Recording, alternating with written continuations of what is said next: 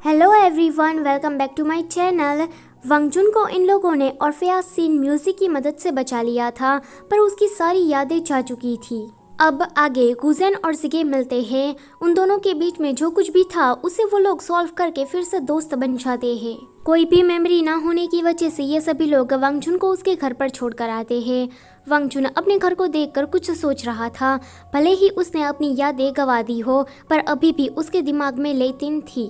दादोंग को चांगरेन का मैसेज मिला था। चांगरेन ने उसे कहा था कि तुम्हारे डैड अब डीमन बन चुके हैं और वो तुम्हारी माँ को और मुझे मारना चाहते हैं। दादोंग को चांगरेन पर विश्वास था, इसलिए वो यह बात शिव को बता देता है।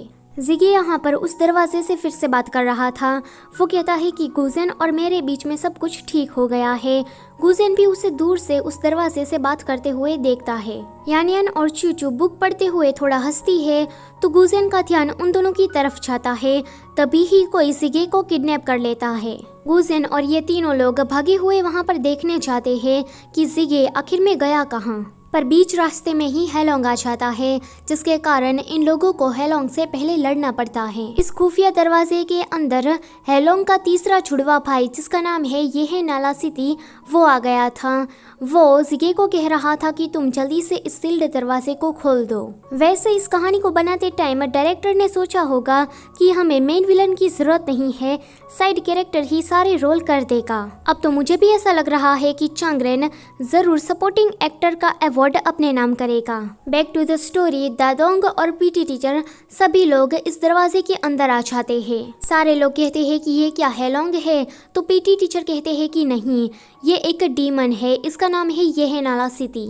तो दादोंग कहता है कि क्या कहा, सायोनारा सिटी। यह नाला सिटी कहता है कि आज पहली बार मेरा नाम किसी ने ठीक तरह से लिया है। पीटी टीचर कहता है कि ये डीमन है सिल्वर डायमेंशन का और ये भागकर हमारी गोल्ड डायमेंशन में आ गया है। यह नाला सिटी कहता है कि तुम लोग क्या मुझे नहीं जानते हो, जो कोवन की अलग से सीरीज चल रही है जिसमें शियू मेन हीरो था, उस कहानी में मैं पहले आ चुका हूँ। दादोंग कहता है कि जो भी हो तुम, पर प्लीज तुम मेरे क्लासमेट वू को छोड़ दो। पर यह नाला सिटी वो कहता है कि मैं इसे छोड़ने के लिए थोड़ी ना आया हूँ। वो दादोंग के डैड को बुलाता है। वहीं दादोंग के डैड को कंट्रोल कर रहा था और यह नाला सिटी ने ही उसके अंदर डीमन डाला था। जैसे जैसे यह नाला सिटी दादोंग के डैड को कंट्रोल कर रहा था, वो बिल्कुल वैसा ही कर रहे थे। पीटी टीचर दादोंग से कहते हैं कि अब ये तुम्हारे डैड नहीं रहे हैं, ये एक डीमन बन चुके हैं, तो मुझे उसे मारना पड़ेगा। दादोंग जिगे से कहता है कि वो तुम यहाँ से जल्दी से भाग जाओ, वरना तुम्हारे कारण फिर से ये सील्ड दरवाजा खुल जाएगा। दादोंग सोच रहा था कि इस सायोनारा सिटी ने मेरे डैड को कैसे कंट्रोल में किया होगा। फिर हमें कहानी 4 महीने पहले की दिखाई जाती है, जहाँ पर सिल्वर डायमेंशन से यह नाला सिटी भागकर इस गोल्ड डायमेंशन में आया था। दादोंग के डैड उसे देखकर लड़ने लगते हैं, क्योंकि उसे लगा कि ये हेलोंग है। पर जब दादोंग के डैड ने उसके अंदर कोई भी पावर नहीं देखी, तो उसने उसे मारना बंद कर दिया और अपने चर्च में लाकर उसे छुपा दिया। दादोंग के डैड यह नाला सिटी का अच्छी तरीके से ध्यान रख रहे थे, वो अकेला ना पड़े, इसलिए उससे बातें करने भी जाया करते थे। बेचारी दादोंग की माँ को लगा कि इसका कहीं पर अफेयर चल रहा है। यहाँ पर कुछ ऐसा होता है, यह नाला सिटी आस्तिन का सांप निकलता है। जब वो सिल्वर डायमेंशन से भागा था, तो उसने अपने साथ बहुत सारे डीमन लाए थे और एक डीमन उसने दादोंग के डैड पर भी डाल दिया। ये सारे लोग बाहर हेलोंग से लड़ रहे थे। हेलोंग उन्हें कुछ हेल विजन की गोलियां देकर कहता है कि अगर तुम उस खुफिया दरवाजे के अंदर जाओगे तो तुम्हें इसकी जरूरत पड़ेगी। इतना कहते ही वो तो वहां से भाग जाता है। उसके जाने के बाद जिगे आता है।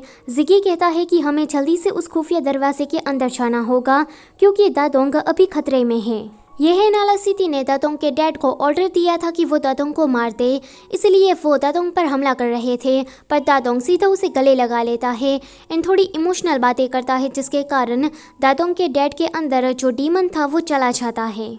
ये देखकर यह नाला सिटी कहता है कि ये तो इम्पॉसिबल है। वो जल्दी से हेल विजन को खा लेता है, जिसके कारण उसकी पावर 25,000 तक बढ़ जाती है। वो अभी पीटी टीचर से लड़ रहा था, तभी ही वहाँ पर किंग कॉन्ग और बाकी सारे स्टूडेंट आ जाते हैं।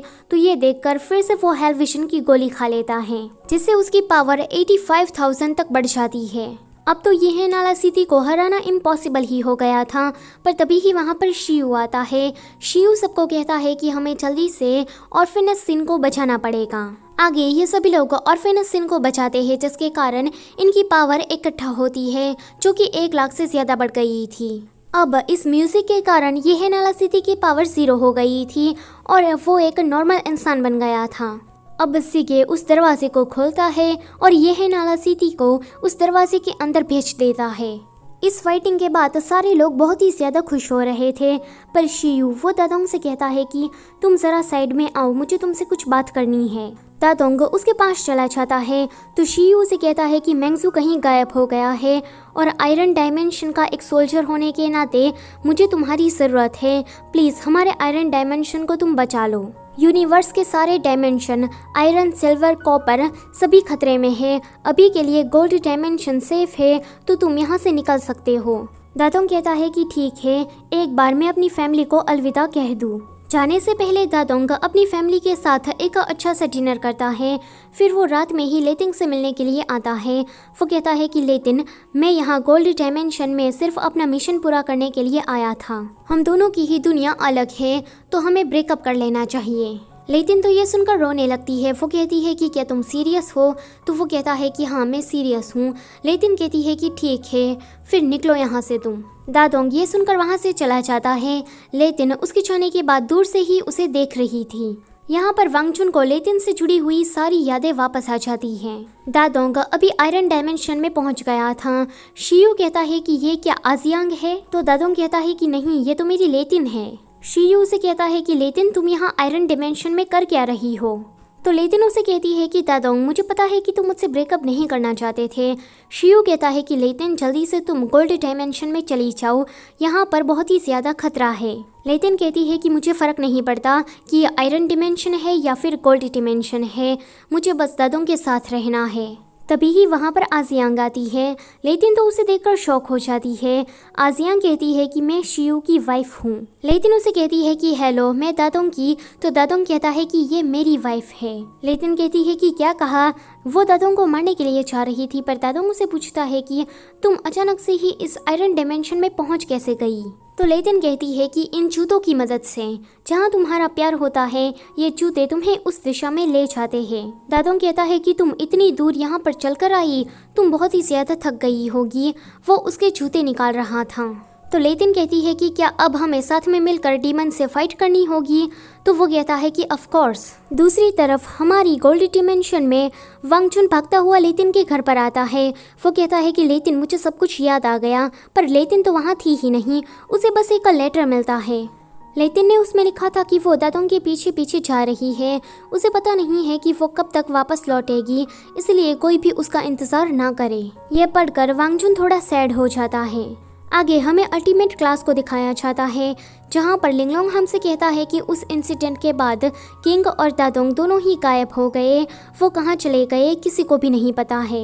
वांगचुन भी अपनी खोई हुई मेमोरी को ढूंढने के लिए कहीं दूर चला गया है, पर हमारी अल्टीमेट क्लास वो जैसे पहले चलती थी वैसे ही अब चल रही है। इसी के साथ ये कहानी यहीं पर ही खत्म होती है। गाइज, आप लोग सोच रहे हो ना कि ये तो हैप्पी एंडिंग नहीं हुआ, कहानी तो अभी भी अधूरी है। तो देखो, कोवन सीरीज की हर एक का कहानी का एंड ऐसे ही हुआ है, क्योंकि उन्हें अगला सीजन भी बनाना था। कोवन रिएक्ट जहां पर खत्म होता है, अगले सीजन में कहानी वहीं से ही शुरू होती है। इसीलिए इस कहानी का कोई हैप्पी एंडिंग नहीं है। सो गाइज, आपको ये कहानी अच्छी लगी होगी। अगर अच्छी लगी है तो अपने फ्रेंड्स के साथ इसे शेयर ज़रूर करना और इस वीडियो को भी लाइक कर देना। Thank you for watching.